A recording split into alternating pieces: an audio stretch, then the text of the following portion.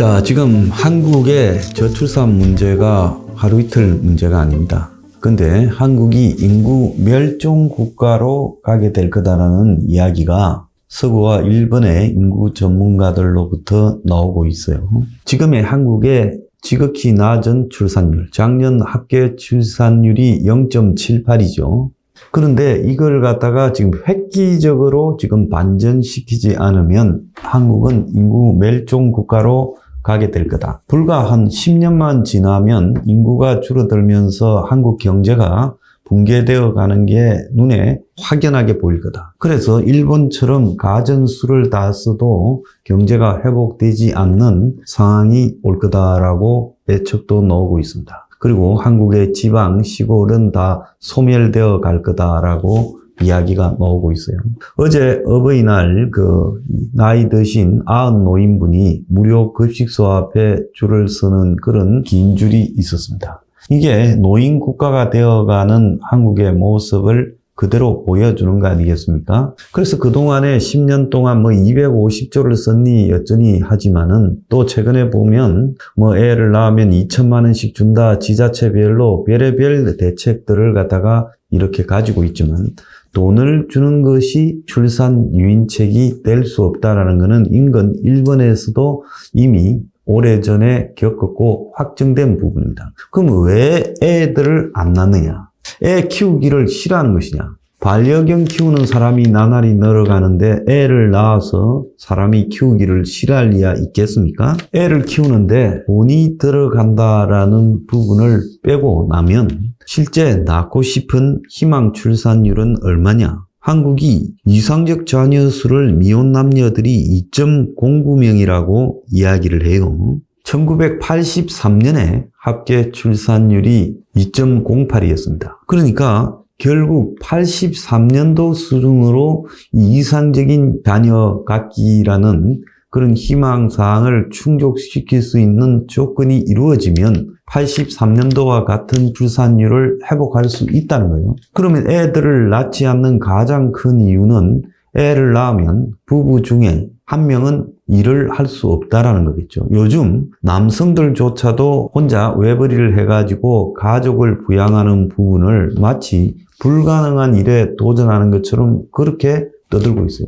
그래서 외벌이라는 것이 저희들 때만 해도 당연하고 일부만 맞벌이를 했는데 어느새 세상은 이 맞벌이가 대세고 외벌이를 해서는 먹고 살 수가 없다라는 쪽으로 가게 됐습니다. 맞벌이를 하면서 부부간에 2억 이상 버는 이런 전문직도 있지만은 이 맞벌이의 상당한 부분은 생계비가 부족하기 때문에 생계형으로 맞벌이를 하는 것이지 자아 실천을 위해서 맞벌이 하는 사람은 거의 없다고 보고 있고, 전문직이 둘이서 2억을 벌어도 집 사고 애 키우려고 하면 부족해서 부모들한테 손을 벌린다라는 그런 기사도 있었습니다. 물론 그 사람들은 또 그 사람 수준에서의 지출이 큰 부분이 있겠지만요. 그러면 부부가 같이 합산해서 1년에 6, 7천만 원을 버는 생계형 이 바닥 맞벌이들은 어떻게 하냐. 그러니까 결국은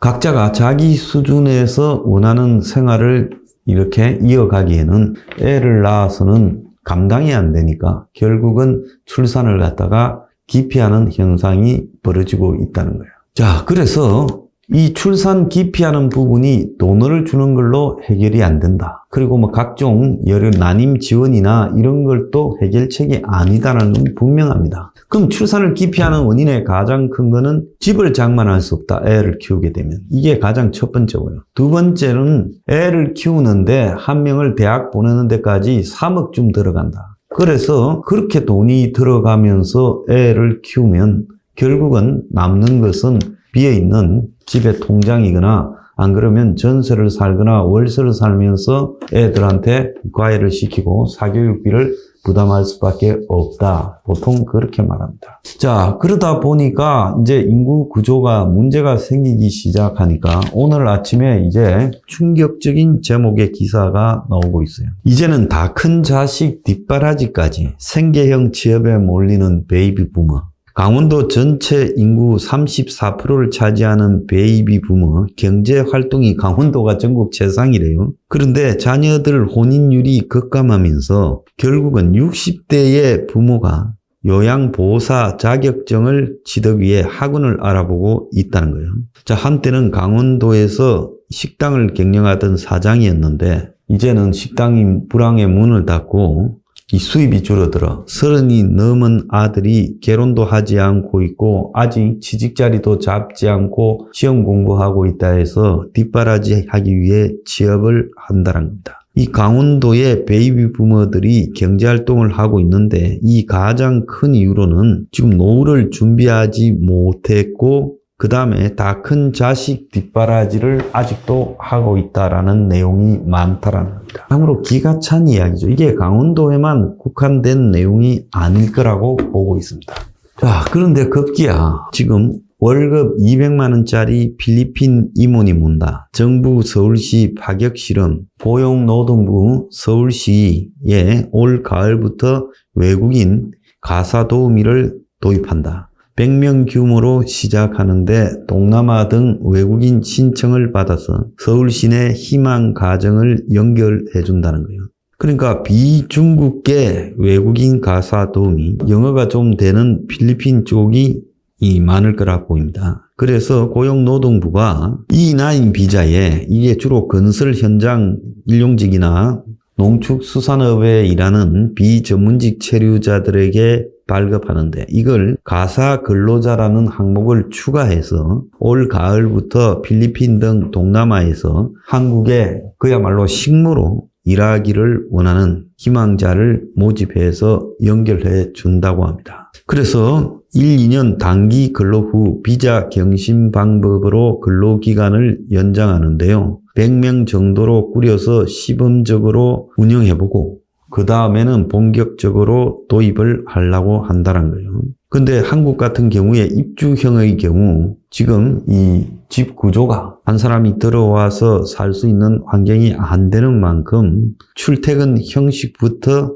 시작을 해서 퇴근 후 사생활이 보장되도록 해주면서 인권 침해 우려를 상당히 줄이고 출퇴근 교통비 일부도 지원해 준다. 이렇게 말하고 있어요. 그래서 최저임금을 지키는 외국인 근로자 도입이라고 하면서 최저임금이 하루 8시간 5일 근무하면 170만 원 정도니까 주말 근로에는 수당을 추가시키고 그래서 실제 근로자에게는 월 200만 원 정도가 지급이 될 거다. 그래서 현재 10,000원에서 시간당 15,000원에 형성되어 있는 출퇴근 베이비시터 요금에 비하면 30%가량 저렴하고 이 중국계를 고용할 경우 월 200만 원 중후반 250, 7, 80 이렇게 줘야 되는데 한국인을 고용하면 310에서 350까지 줘야 된다는 거예요. 그래서 한국 여성 평균 임금보다 이 가사도우미 임금이 더 높다라고 지금 돼 있어요. 그래서 정부가 이 부분을 본격적으로 도입하고 이게 효과적이면 간병인에도 대거 도입하려고 하고 그 문제뿐만 아니라 지금 점점 이 각 산업 분야의 외노자들을 많이 동원하고 있는 거. 그래서 조선소 같은 경우에는 5,000명까지 용접공 등을 갖다가 데려온다고 하지 않습니까? 그런데 외국인 유학생이 16만 명이 넘어서 17만 명으로 가고 있는 시대에 이제 이들이 한국에 정착하도록 지원해 줘야 된다라는 한 언론 칼럼까지 나왔어요. 그래서 외국인 유학생의 우수 인력으로 한국에 취업할 수 있도록 지원해 줘야 된다. 한국에서 박사 학위를 받고 한국에 취업하는 외국인 유학생이 40%밖에 안 된다. 그래서 국내 기업들도 이들을 채용시키는데 여러 장애 요인이 있어서 제대로 못한다.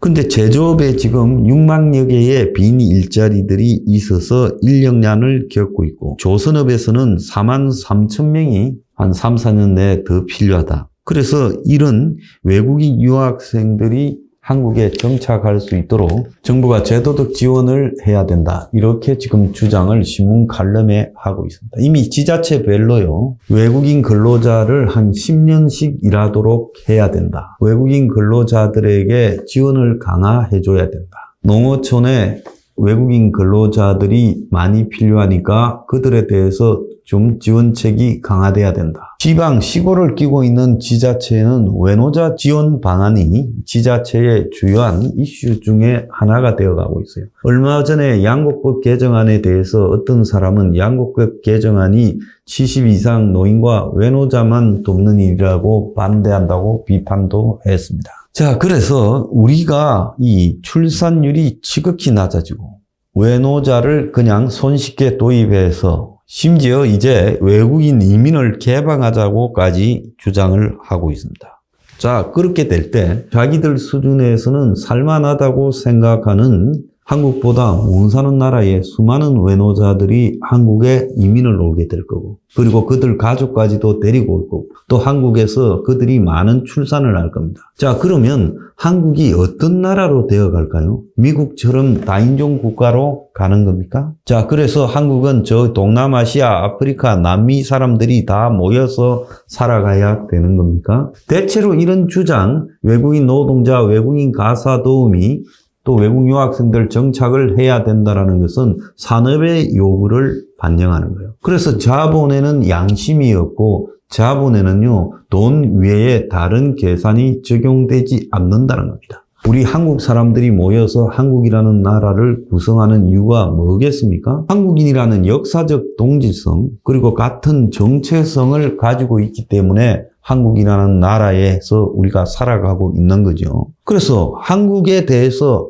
아무런 역사적 정체성이나 이 정신적 동질성도 없는 사람들을 한국에 갖다 넣어서 그걸 갖다가 저출산의 대안이라고 한다면요. 하나 물어보고 싶어요. 왜 외노자 대신에 정부가 원가로 집을 판매하고 그리고 사교육을 공교육 내에 흡수하는 일은 하지 않고 외노자를 데리다가 쓰고 이민을 확대하자라고 하는 주장을 할까요? 그건 자본의 요구입니다. 자본은 애국심도 없고요. 자본은 양심도 없어요. 그때 돈만 많이 벌면 되지 나중에 한국의 미래에 대해서는 관심이 없는 겁니다. 한국의 외국 사람들이 3분의 1을 차지한다고 해보세요. 한국이 앞으로 선거에서 어떻게 돼가겠습니까? 외국 사람들의 표를 겨냥해서요. 그들을 위한 정책을 갖다가 점점 많이 발표하고 한국에서 세금이나 이런 국가 건설에 기여하지 않은 그런 사람들이 한국의 주인이 되어가지 않겠습니까? 아주 교묘하게 외노자 정책에 대해서 반대하는 사람은 거구라 낙인 찍고 그래서 다 외노자들에 찬성하게 하면서